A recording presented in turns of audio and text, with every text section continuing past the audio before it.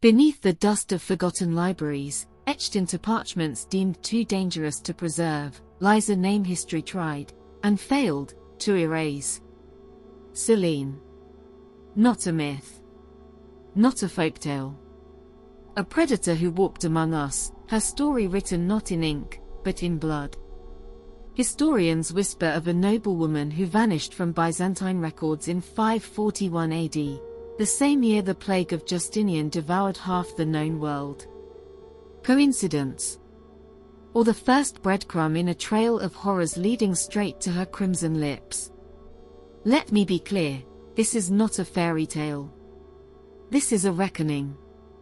For centuries, Selene's legacy has lurked in the margins, a shadow clinging to civilization's greatest tragedies. In the mountains of Transylvania, peasants still mutter of a pale queen who offered salvation to villages, for a price. Survivors of the Black Death described a hooded figure roaming plague pits, collecting something from the dead.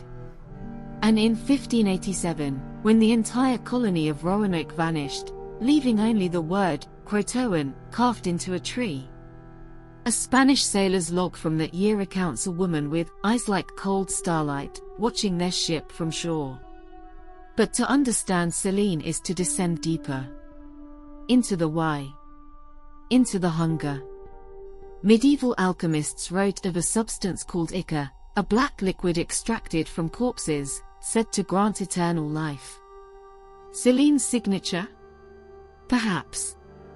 In 12th century France, a priest's diary confessed to locking a demonis in his chapel, her skin smoldering like embers, when holy water touched her.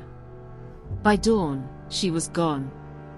The priest, reduced to a desiccated husk, his veins emptied of every drop. Yet her most chilling chapter unfolds in plain sight. The Louvre's archives hold a 17th century portrait of an unnamed aristocrat, her face hauntingly familiar. Art historians dismiss it as coincidence, but cross-reference it with witness sketches from the Salem witch trials, and the resemblance is unsettling. The same sharp cheekbones. The same unnerving smile. As if she wanted to be remembered, no, feared, across generations. And then there's the blood. Always the blood. In 1812, Napoleon's retreat from Moscow was blamed on winter. But his personal physician wrote of soldiers found drained of blood, their bodies unspoiled by frost. In 1918, as the Spanish flu ravaged Europe, a Berlin mortician reported corpses with twin punctures on their necks, victims buried in secret, their deaths unrecorded. Even now, in abandoned Soviet bunkers, explorers find cryptic symbols scrawled on walls, a crescent moon cradling a drop of red. Her mark. Her game. So where is she? Buried? Or biding her time, sharpening her legend in the dark? Modern forensics dismiss vampirism as superstition. But tell that to the forensic anthropologist who, in 2003, exhumed a 900-year-old skeleton in Bulgaria, iron stakes through its ribs, jaw pried open as if silencing a scream. Carbon dating placed its death in 1347. The year the Black Death began.